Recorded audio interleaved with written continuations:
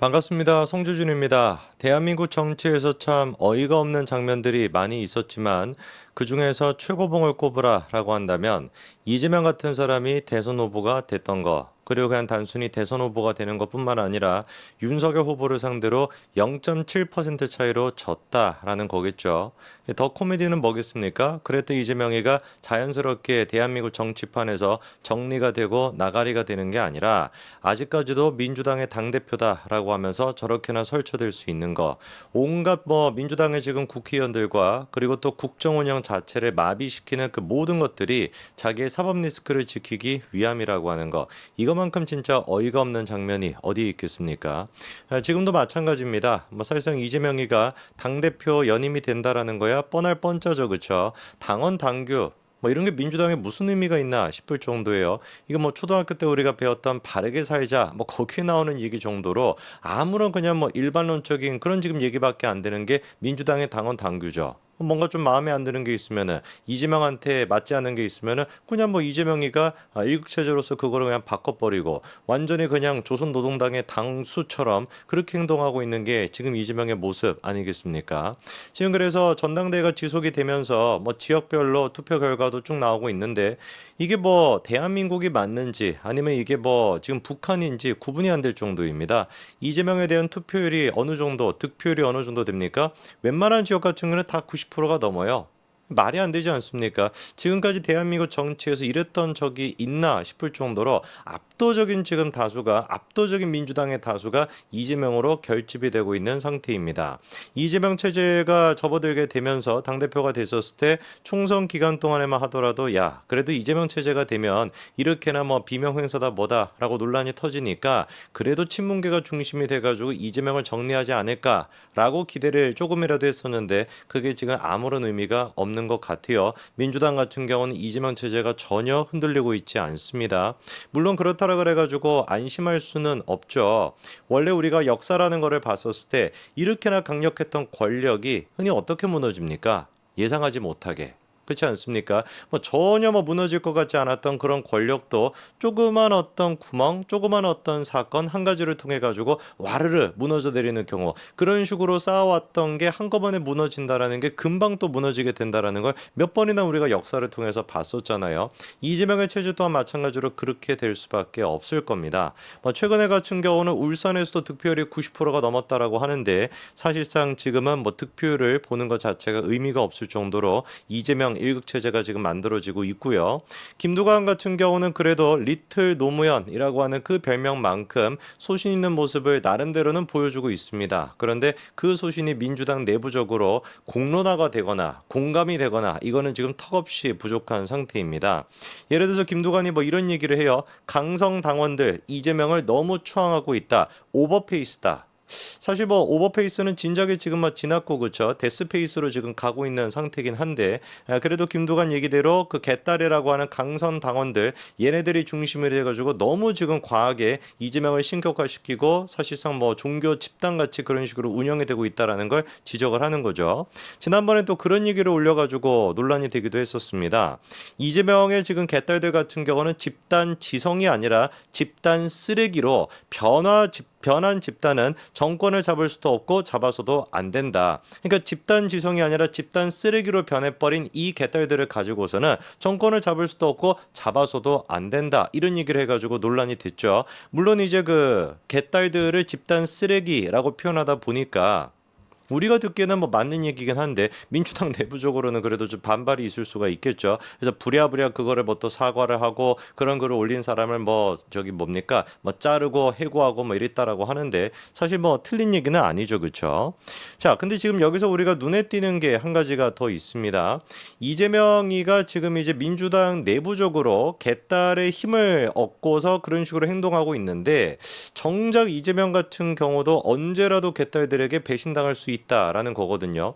사실 이제 그 이번에도 마찬가지예요. 그 정봉주가 최고위원이 되냐 안 되냐 이거를 가지고 또 논란이 있지 않습니까? 그 정봉주 같은 경우는 개딸들 입장에서는 최선의 최선이 아니라 최상의 진짜 후보거든요. 근데 이재명 입장에서 생각해봐도 정봉주 같은 원외 인사가 최고위원으로 들어온다라는 것 자체가 사실 말도 안 되고, 그리고 이재명 입장에서도 정치적으로 생각을 해봐도 정봉주 같은 약간 극단주의자가 들어오는 것이 별로 그렇게 마음에 안 들 겁니다. 그러다 보니까 이재명도 약간 정봉주에 대해 가지고 이런 식으로 좀 선을 두는, 거리를 두는 그런 모양새를 보였는데, 그랬다가 대번에 어떻게 됐어요? 개딸들한테 이재명 또한 마찬가지로 욕먹었습니다. 아니 어떻게 정몽주 같은 사람을 갖다가 거리를 둘 수 있어? 당연히 정몽주가 와야지, 그래야지 우리한테 도움이 되는 것이지, 이런 식으로. 그러니까 이렇게 극단화가 되어 있는 약간 좀 사이비 집단 같은 이 지금 체제 같은 경우는, 현재로서 같은 경우는 이재명한테 뭔가 구심점이 만들어져 가지고 그렇게 모여 있는 것처럼 보여도 아까 말씀을 드린 것처럼 한순간에 이게 무너져 내릴 수가 있다라는 겁니다. 자, 그리고 또 재미난 지금 포인트가 뭐냐면, 당 내부적인 목소리랑 이재명이 내고 있는 목소리가 엇박자가 나고 있는 주제들이 몇 가지가 있다라는 거예요. 첫 번째 같은 경우는 금투세와 관련된 문제입니다. 주식 투자하시는 분들, 가상화폐 하시는 분들, 이 금투세에 대해서 관심이 많으실 것 같은데, 이재명이 이번에 깜짝 놀랄 만한 얘기를 했었죠. 지금은 5년 동안 연간 5천만 원, 2억 5천만 원 이상을 벌어야 세금 대상이 되는데, 5년간 5억 정도 버는 거에 대해 가지고 세금을 면제해 주라고 좀 올리자, 이렇게 이재명이 얘기를 밝혔습니다. 그러니까 금투세를 한다라고 해도 5년 동안 5억 정도를 벌었을 때, 그 정도가 됐었을 때 세금의 대상이 되게끔 하고, 지금 민주당이 얘기하는 것처럼 연간 5천만 원, 2억 5천만 원 이상, 이거는 조금 과한 거 아니냐, 그런 사람들한테까지도 세금을 부과하는 건 과하다, 이런 입장을 낸 거예요. 민주당의 입장은 어떠냐? 놀랍게도 이재명 1급 체제의 지금 당대표라고 할 수 있는 이재명이 저렇게 메시지를 냈음에도 불구하고 바로 진성준이가 그거에 대한 반박성 메시지를 또 냈습니다. 진성준이 뭐라고 했냐? 금투세 같은 경우는 이미 한번 연기가 됐던 거기 때문에 예정대로 시행을 해야 되고, 국민들이 우려하는 부분에 대해서는 부분적으로 손질을 해나가야 된다. 약간 이렇게 이재명과 엇박자의 모습을 보였었고요. 금투세뿐만이 아니라 종부세에 대한 것도 마찬가지로 이재명과 민주당이 좀 엇박자가 있었습니다. 이재명은 뭐라고 얘기했냐? 글자 그대로 종부세를 완화해야 된다라는 거거든요.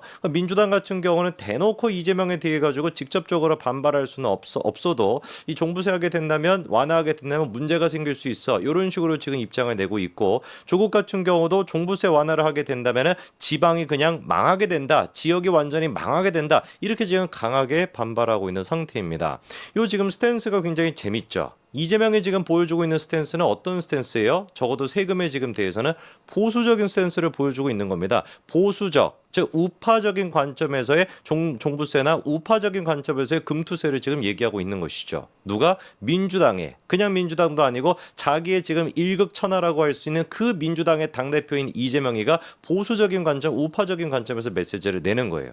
왜 그럴까요? 이유는 간단한 겁니다. 이재명한테는 어떤 그 사명이나 아니면 신념 같은 게 없기 때문에 그래요. 이 사람은 그냥 철저하게 지금 이 순간에 나한테 표가 된다, 나한테 도움이 될 수 있다 라고 한다면 언제라도 자기를 보수로 탈바꿈할 수 있고, 언제라도 좌파로 탈바꿈할 수 있는 거, 그게 바로 이재명이라고 하는 정치인의 모습이거든요. 지난 대선 때 같은 경우도 어떤 모습이 있었는지 기억나시죠? 박근혜 전 대통령을 존경한다 라고 얘기했던 거. 저는 그 순간에는 분명히 그게 진심이었을 거라고 봐요. 박정희 전 대통령의 어떤 경제 성장과 관련돼 가지고 존경스러운 부분이 있다라는 식으로 얘기했던 게 분명히 그때 당시 이재명한테는 진심이었을 겁니다. 왜? 그게 그 자리에서 그 시간에 그 얘기를 하는 것이 자기 표에 도움이 된다라고 판단을 했을 테니까. 근데 이게 논란이 좀 커지고 나니까 부랴부랴 또 수습을 하는 거죠. 존경한다라고 했더니 진짜인 줄 알았냐, 뭐 이런 식으로. 그러니까 이 인간이 보여주고 있는 모습 자체가 정치인으로서는 최악의 모습인 겁니다. 그냥 포퓰리스트에 불과한 거예요. 이랬다가 저랬다가 할 수밖에 없는 것이고, 시기에 맞춰가지고 사안에 맞춰가지고 그냥 국민들이 좋아할 법한 얘기라고 한다면 하는 거, 표에 도움이 된다라고 한다면 하는 거, 그게 이재명이라고 하는 정치인의 모습이고, 바로 그렇기 때문에 이재명 같은 사람은 정치인으로서 적합하지 않다라는 겁니다. 물론 이제 두 번째, 지금 이제 민주당 내부적으로도 김두관을 이제 따르는 사람들이 이재명이 절대 당대표가 돼서는 안 된다라고 주장하고 있는 영상이 또 돌고 있던데, 그 영상이 뭐겠습니까? 뻔할 뻔자로 이재명의 인성을 보여주는 영상이죠. 아마 이거 지금 시청하시는 분들 중에 이 녹취록 안 들어보신 분들 안 계실 것 같은데, 그래도 한번 기억을 상기시키면서 이재명의 그 목소리, 소름 끼치는 그 목소리 한번 들어보시죠. 박인복 씨. 이름 부르지 마시고. 당신 와서 누가 그런 소리를 했냐고요.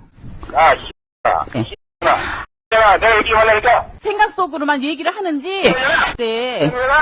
형님 바보라 빨리 좋게 말할 때 욕 듣기 싫으면. 참 그러니까 다양한 측면으로 생각해 봐도 이재명이라고 하는 사람은 대한민국 정치를 이끌어 나갈 만한 인물은 아닌 것 같습니다. 최근에 나왔던 한국갤럽의 여론조사를 보니까 장내 지도자 선호도로 이재명이 22%가 나오고 한동훈 지금 대표가 19%가 나왔다라고 하는데 도대체 대한민국 국민 가운데 22% 이재명 같은 사람이 대한민국을 이끌어 나가야 된다라고 믿고 계시는 그분들은 왜 도대체 제 주변에는 안 계시는 것인지 그런 분들이 계시면 좀 대화보다도 제가 치료를 해드려야 되지 않을까 싶은데 그런 분들은 제 주변에는 없네요.